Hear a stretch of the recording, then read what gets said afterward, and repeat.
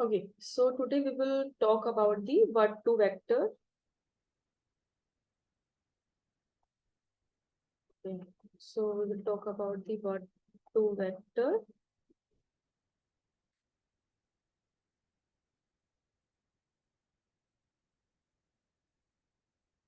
Word2 vector and average Word2 vector. First of all, why we are using it. So these are the techniques I already told you in the previous sessions. These are the techniques in NLP. Okay, that turns our words into numerical.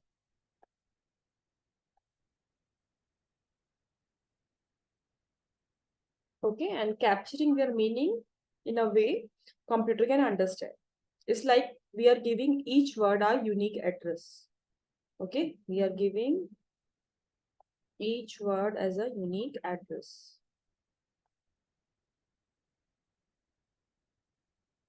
Okay, unique identity, you can say, in a space where similar words are close to each other. For example, we have one cat and dog might have vectors that point in a similar direction because they are related in meaning, right? So if here we are finding the average Word2 vector, so it takes the average of the word vector in a sentence. It's like finding the middle point in the meaning space of the word used in the sentence. For example, I have the word I love dog. So the average Word2 vector would find the average point in the meaning space, like for I love and dogs. Is in simple terms, Word2 vector help understand the meaning of words, and the average of Word2 vector summarize the meaning. It summarizes the meaning of a sentence by averaging the meaning in its word. Okay. For example, if I am taking one example of Word2 vector. Okay. So I have one vector cat. Okay. So it giving this value as 1, 2. Okay. Then we have a dog. So it's giving 2, 3. Okay. So love vector is giving 4, 5. So sentence here is I love cats and dog. Okay. So if I'm talking about here, the sentence here is this is the value we have. Okay. So sentence here is I love cats and dogs. Okay. So let's talk about the Word2 vector first. So 0, 0 is used for the I for simplicity. Okay. We know love value, we have the 4, 5. Okay. Cats, we have 1, 2. Okay. Again, and the place of and I am giving 0, 0. We don't know. Dogs, I am giving 2, 3. Okay. And what average, let me give this, show you value. This is my somewhere 1, 2. This is my 0, 0. This is my 2, 3. Okay, this is my 0, 0. If now I'm using the average 2 vector, Word2 vector. Okay, so here what we do, we just calculate the first value of all. 0 plus 4, 1 plus 0 plus 2. All values from here. Okay, divided by total. Same here. 0 plus 5 plus 2 plus 0 plus 3 divided by 5. It's somewhere come 1.4 to 2. So in this simplest example, the average word to word for the sentence I love cats and dog is giving the value 1.42. This average vector represents the overall meaning of the sentence given in this document. Okay. So first of all, why this is necessary in like why we are using this Word2 vector average vector in NLP. So Word2 vector helps in capturing the finding the relationship between the words. Okay, if the words with a similar meaning have vector that are close together in the vector space, right? And it is obviously it's showing the representation of vector representation. Like it's converting the words into a numeric. Okay, and it is easier for computer to process and understand the language.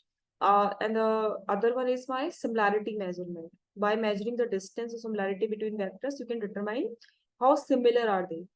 Okay, let me write for you.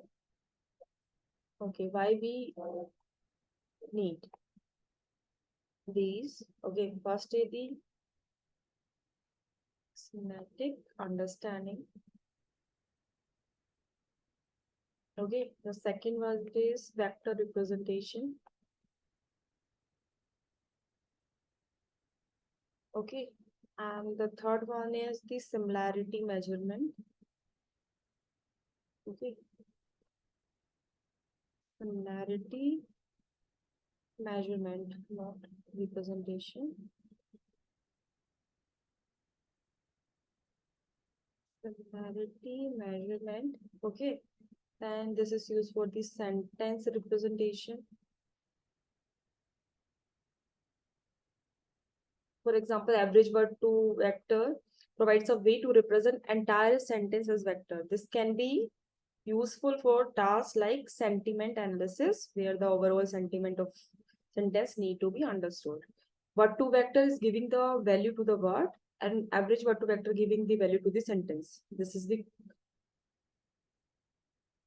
simplest way to tell about the Word2vec and the average of Word2vec.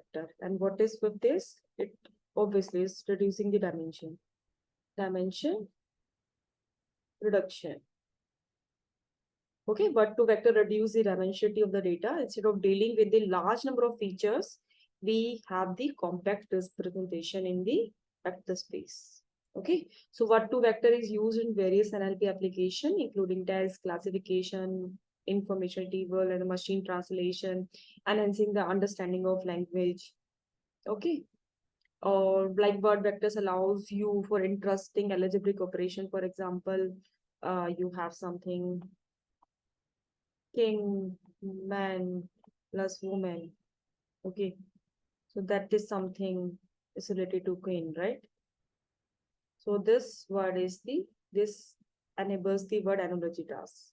So Word2vec and average Word2vec are tools that enhance our ability to work with and understand the language in a way computers can process efficiently and effectively. So they play a very crucial role in the many NLP application, and it contributing to improve language and understanding and representation. Okay, so this is all about the Word2vec and average of Word2vec. So the concise way, if I say about this is used for to changing the textual data into a numerical data, which machine can understand. Okay, thank you.